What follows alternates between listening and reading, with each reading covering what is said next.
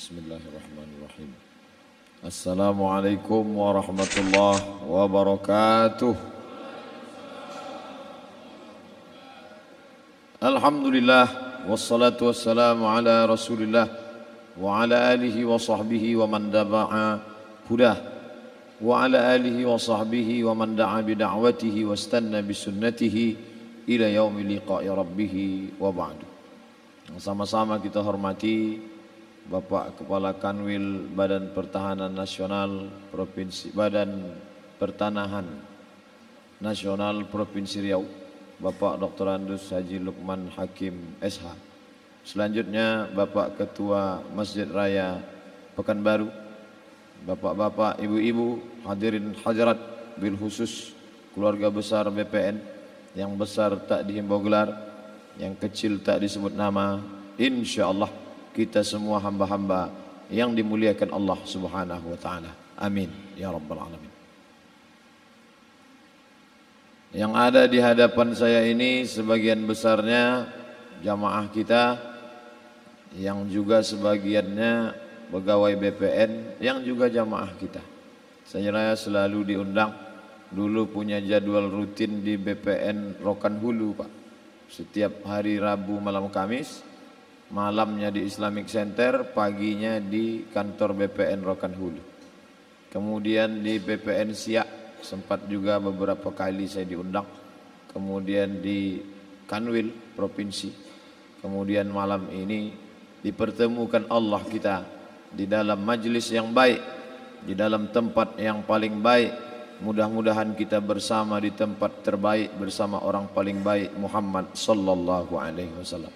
Amin ya rabbal alamin.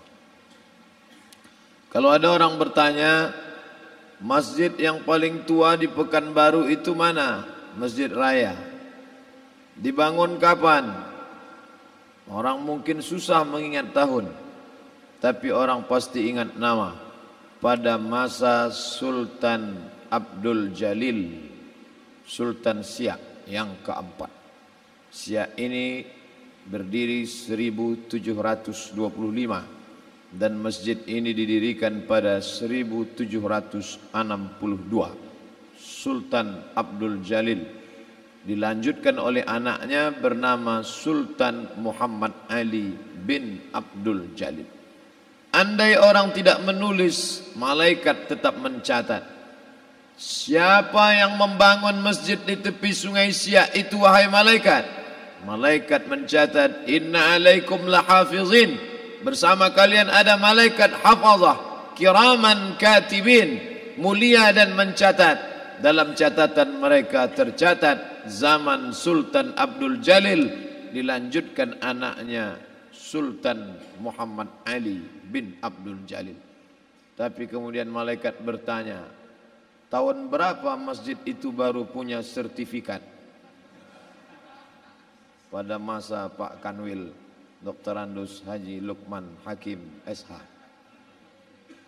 Walaupun tak minta tulis, walaupun tak minta catat, tapi bak kata pepatah Melayu, harimau mati meninggalkan belang, gajah mati meninggalkan gading, orang mati meninggalkan nama.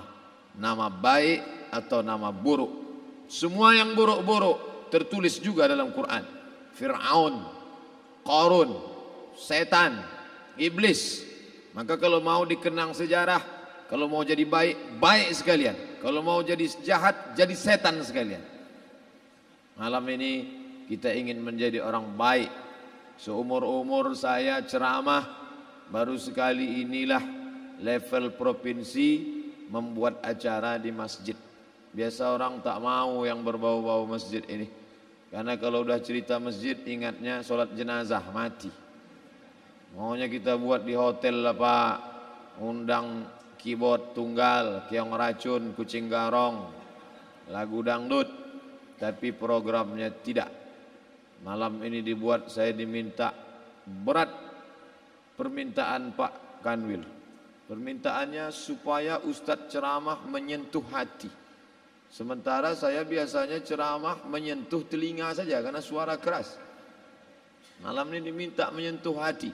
Tapi sedikit banyak dari internet, di YouTube itu, banyak juga saya dapat SMS, kami tersentuh dengan ceramah Ustaz. Itu pengakuan sendiri, bisa dilihat.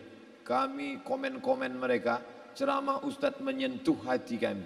Jadi kalau malam ini ada yang tak tersentuh, itu bukan salah ceramah saya, memang hati itu sudah tak ada lagi. Bercanda, bukan serius. Bapak Ibu yang dimuliakan Allah Subhanahu wa ta'ala, apa yang disampaikan Pak Kepala Kanwil tadi adalah hadis Nabi Muhammad sallallahu alaihi wasallam. Ala fil jasadi mudghah, ketahuilah di dalam jasadmu itu ada segumpal. Idza saluhat, kalau dia baik, saluhal jasadu kulluh, yang lain ikut menjadi baik. Wa idza fasadat, kalau dia rusak, fasadal jasadu kulluh, yang lain ikut menjadi rusak. Di mana dia? Ala wahyal qalb, dia adalah hati. Maka yang pertama kali menghitam itu apa kata Allah? Kalla balrana, ada satu titik hitam. Ala qulubihim, ada satu titik hitam di dalam hati mereka. Ketika satu titik dibiarkan berubah menjadi dua titik dibiarkan berubah menjadi 3 titik, 5 titik, 10, 100, 1000, maka dia pun menjadi hitam semuanya. Ketika hati sudah hitam, maka itulah azab di atas azab. Khatamallahu ala qulubihim. Setelah hati menghitam, terkunci, menular ke telinga. Wa ala sam'ihim. Setelah telinga, wa ala absarihim ghishawah.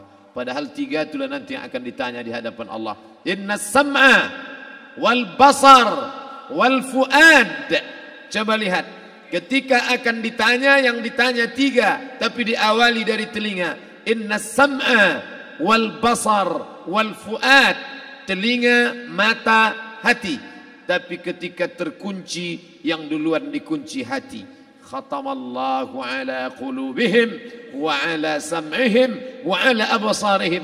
Kalau hati sudah terkunci, telinga tersumbat, mata tertutup. Summum bukmun umyum. Summum bukmun umyum, peka, tuli, bisu, apapun tak lagi masuk ke telinga.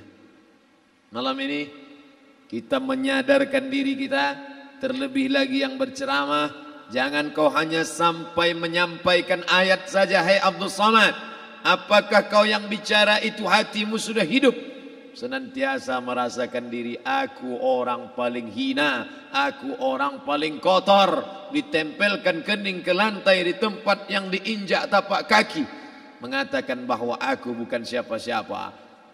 Malam ini Kepala Kanwil BPN Provinsi, Kabupaten, saya tak bisa membedakan mana yang kabupaten, mana yang kota, mana pegawai tinggi, mana pegawai rendah. Semuanya rata sama. Andai dibuat acara ini di kantor, mungkin saya segan, sungkan melihat dari seragamnya, bajunya. Tapi malam ini semuanya sama. Andai tak disebut tadi Pak Kepala Kantor, Pak Kanwil, saya pun tak tahu mana Pak Kanwil, mana tidak. Fotonya ganteng pula aslinya lagi daripada foto. Artinya apa? Bahwa kalau sudah masuk ke dalam masjid, ketika engkau merasa dirimu tinggi di atas, kau bukan apa-apa, karena yang paling tinggi di badanmu pun kau tempelkan. Tapi saat kau jatuh, rendah, down, stres, kau jangan merasa rendah, karena kau tegak berdiri di hadapan Allah. Kau angkat 2 tangan, Allahu Akbar. Di dalam diri ini disebut dia dengan qalb. Kenapa disebut qalb? Orang Arab menyebut qalb qallaba, karena sifatnya berbolak-balik. Pada saat selesai salat, astaghfirullahalazim, tidak ada yang paling bersih, dia bersih. Tapi pada saat petang sore hari, yusbihu mu'minan, paginya putih, bersih, tak bernoda. Wa yumsi kafiran, petangnya hitam. Makanya dari pagi dibersihkan. Salat subuh bersih, salat zuhur bersih, condong matahari solat asar bersih, tenggelam matahari solat maghrib bersih, sempurna gelap malam solat isya bersih, tengah malam bangun tahajud munajat, di tengah malam orang tertidur, wa tusalli bil laili wan nasu niyam, engkau tegak di waktu malam di saat orang semua sedang tenggelam dalam lelap tidur panjang, tapi engkau menangis meratap mengenang dosa begitu banyak. Sab'atun yuzilluhumullah, di antara 7 yang mendapatkan naungan Allah, yauma la zilla illa zilluh, hari itu tak ada naungan kecuali naungan Allah. Di antara yang mendapatkan naungan itu adalah rajulun zakarallah, orang yang berzikir, munajat, muhasabah diri di tengah malam, sunyi, sepi, fafadat ainahu, menetes air matanya. Berapa banyak sudah harta dititipkan Allah, berapa kupakai untuk zakat, wakaf, infak, sedekah, wasiat, hibah, ghanimah, harta rampasan perang di zaman Nabi. 7 harta yang akan menolong di hadapan Allah, 1 pun tak dipakai. Umur diberikan Allah 40, 60, 70. Berapa yang kupakai untuk menolong agama Allah? Berapa yang kupakai untuk mengingat Allah? Mata, tangan, telinga, kaki akan diminta tanggung jawab di hadapan Allah. Al-yawma nakhtimu ala afwahihim, mulut terkunci, wa tukallimuna aydihim, tangan akan bicara, wa tashhadu arjuluhum, kaki akan bersaksi di hadapan Allah. Siapa yang bisa menolong waktu itu?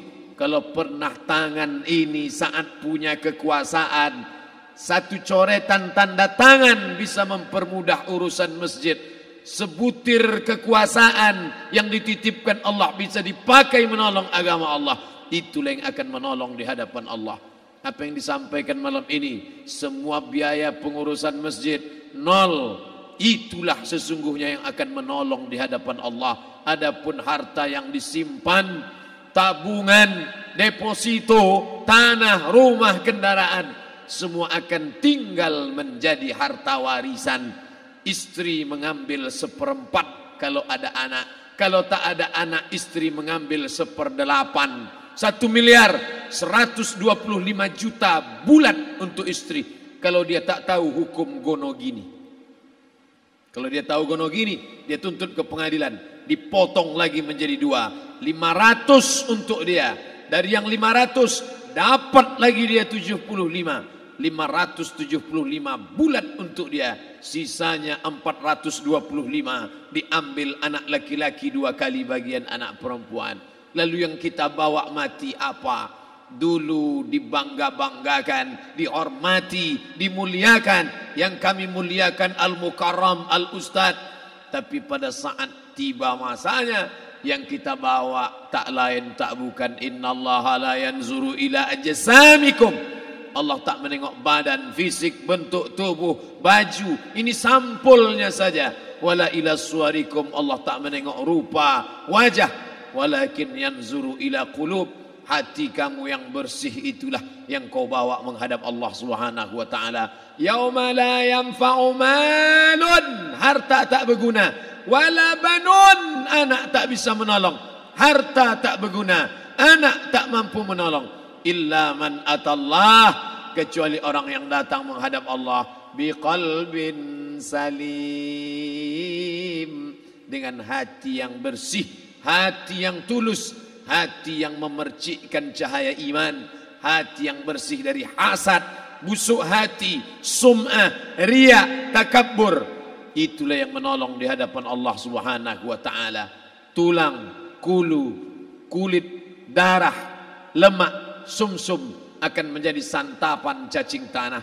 Begitu besok pagi pintu kamar tak bisa diketuk, istri bolak-balik membangunkan tak terjaga, dipegang pipi sudah sejuk macam es batu, tanda jantung tak lagi berdetak, maka darah mulai berubah menjadi nanah, busuk. 1, 2, 3 hari kalau tidak disuntik formalin, jasad paling busuk jasad manusia, karena semua dia makan herbivora, tanaman saja. Tapi kita ini omnivora, semua masuk. Maka begitu mati, paling bagus orang Islam paling cepat dikuburkan. Selesai acara pemakaman, Habiskah masalah? Muncul masalah baru. Disitulah kita baru sadar. Apa kata Imam Ali radhiyallahu an? An-nasu niyam. Semua manusia waktu hidup itu tidur. Bapak tidur, ibu tidur, saya tidur. Semua orang waktu hidup itu tidur. Falamma matu, ketika dia mati, disitulah dia baru terjaga dari tidur panjang. Saat Israel mencabut nyawa, ditarikkannya adalah satu centapan yang kuat. Disitulah kita baru terjaga dari tidur panjang.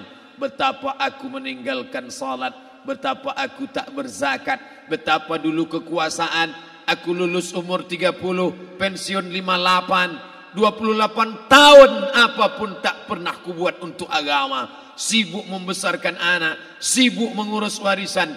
Anak pun tak ingat dengan kita karena kita lupa menanamkan pendidikan agama di dalam otak kepalanya.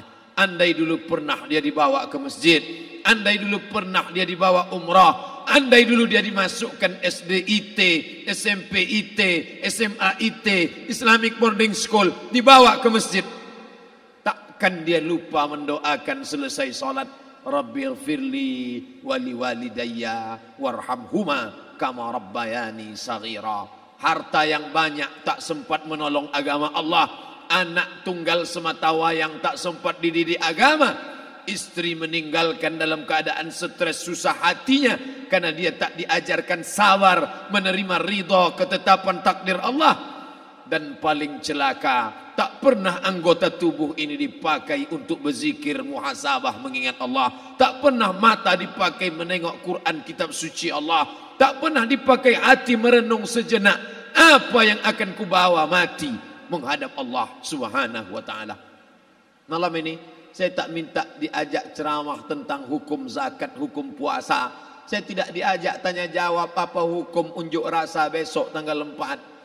Yang ditanya adalah bagaimana kita merenung sejenak. Abdul Somad, engkau berhadapan dengan para pegawai Badan Pertanahan Nasional Provinsi Riau, berkumpul 12 kabupaten kota. Ini orang-orang ngurus tanah, dari dalam tanah naik ke atas tanah, ngurus tanah, ngurus tanah, ngurus tanah, masuk ke dalam tanah. Abdul Somad dari dalam tanah naik ke atas tanah, ceramah, masuk balik ke dalam tanah. Yang kau bawa apa? Baju koko tinggal, peci tinggal, pakaian kehormatan tinggal. Yang tentara belum pernah saya diundang. Ustadz besok datang takziah, bapak anu tentara meninggal, tahu-tahu kain kapannya loreng. Tak ada. Yang kau bawa kain tidak berjahit, disobek, kerak. Itu yang akan menyampul kulitmu yang selama ini kau dimandikan, dibersihkan oleh ibumu dulu 60 tahun yang lalu. Sampai masanya kau lupa kapan kau dimandikan dulu. Sekarang ruh melihat, disebut dia ruh karena dia raha ya ruhu ruh. Seperti aroma semerbak yang datang pergi hinggap. Ruh sampai masanya dia datang masuk ke dalam jasad. Ruh sampai masanya dia pergi meninggalkan jasad. Malam ini dimuliakan Al-Mukarram Haji Abdul Somad LCMA. Kenapa Abdul Somad ini dimuliakan? Karena ruh hinggap sejenak sebentar. Sampai masanya besok pagi dia ruh keluar dari dalam tubuh ini. Anak yang katanya ayahku sayang, istri katanya kaulah abang. Sampai masanya mereka tak lagi mau mendekat. Rumah itu saya yang buat, saya yang mengukurnya. Tapi begitu ruh sudah keluar dari badan, tidak satu pun semeter, sesenti, sejengkal, sehasta ada tempat di rumah itu untuk jenazah bernama jenazah Abdul Somad. Dulu orang bertanya, rumah Ustadz Somad di mana? Hari ini orang tidak lagi bertanya, tak lagi menyebut nama. Orang sudah mengatakan kuburnya mana. Dulu kalau dia masuk masjid, didatangi orang, disalami orang. Mahasiswa, anak-anak, remaja mencium tangannya sebagai tanda hormat. Tapi begitu diletakkan keranda, kita akan solat jenazah nanti selepas solat zuhur. Apa kata orang? Letakkan di tepi sana. Letakkan di tepi sana. Tak satu pun mau mendekat. Letakkan dia di sana. Bahkan sebagian mengatakan dalam dalam masjid. Letakkan dia di luar. Dia tidak disebut engkau yang mulia. Tidak digunakan kata ganti orang langsung. Letakkan dia di sana. Bahkan sebagian tak lagi, padahal tempat paling mulia sebelah kanan, orang tak lagi mau di kanan, mulai dia menjauh ke kiri. Kenapa kau ke sana? Takut aku mimpi hantu nanti malam. Mana kawan, sahabat, andai tolan, anak menantu, teman sekantor, semuanya pergi meninggalkan. Yang tetap dibawa, kalau pernah kaki melangkah solat berjamaah di masjid, kalau pernah tangan mengusap kepala anak yatim, kalau pernah tangan mengucap subhanallah. Nanti di akhir tausiah kita akan berzikir, munajat, muhasabah diri, berdoa, mengenang apa yang akan kita bawa menghadap Allah Subhanahu wa taala. Datang malaikat membawa kain kafan dari cahaya, akan menyambut ruh yang mulia. Hadis riwayat Ahmad bin Ambal dalam kitab Al-Musnad. Turun malaikat berlomba-lomba membawa kain putih dari cahaya, menunggu ruh akan keluar. Ruh menetes seperti embun di ujung daun. Daun tidak bergoyang, ranting tidak patah. Ruh menetes pelan turun ke dalam kain kafan, dibawa malaikat ke pintu langit. Tak sabar mereka menyambut. Inikah dia yang selama ini berjamaah? Inikah yang dulu ketika dititipkan kekuasaan menolong agama Allah? Kam min masyhurin fil ardi walam yakun ma'rufan fis sama. Berapa banyak yang masyhur terkenal di bumi, malaikat tak mengenal dia. Ini roh siapa?